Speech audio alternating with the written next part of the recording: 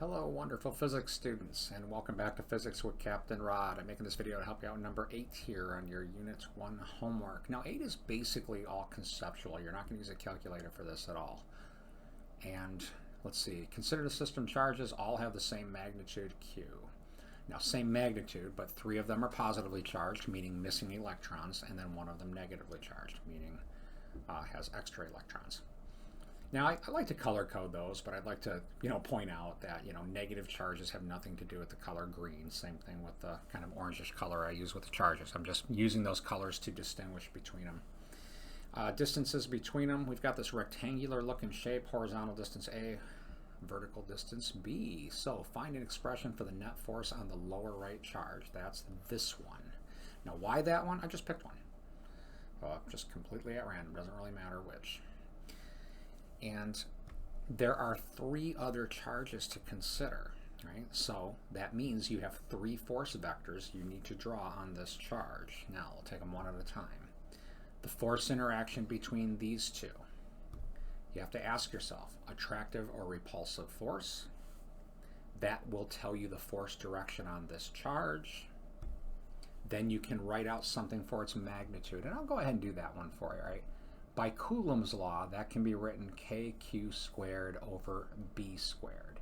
Now, why q squared? Because Coulomb's law in general, k q1 q2 over distance squared, or I like to put r squared. In this example, these have the same charge.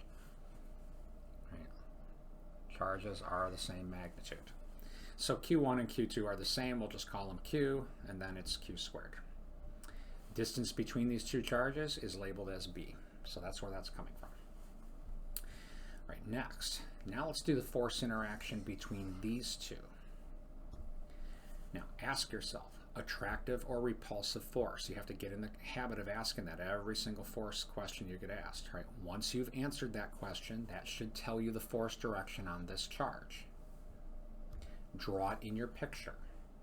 Now, before you draw it, however, you might want to think about, all right, what about the magnitude of that force compared to the first one? And if you can tell whether it's bigger or smaller, modify your picture accordingly. That's what I mean when I say try to drive, eyeball to scale. Then write out an expression for the magnitude of that force using this distance. Next, now do the force interaction between these 2. Ask yourself, attractive or repulsive? That should allow you to draw the force vector on that charge and then write out something for its magnitude.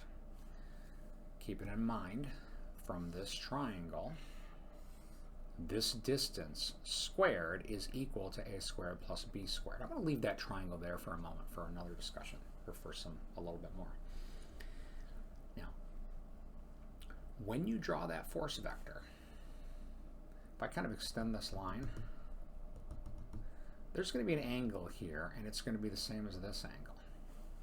And that will come up later when you're trying to write these things out, because when you add vectors, you have to add them by adding components. So for one of those vectors, you're going to need a sine theta and a cosine theta.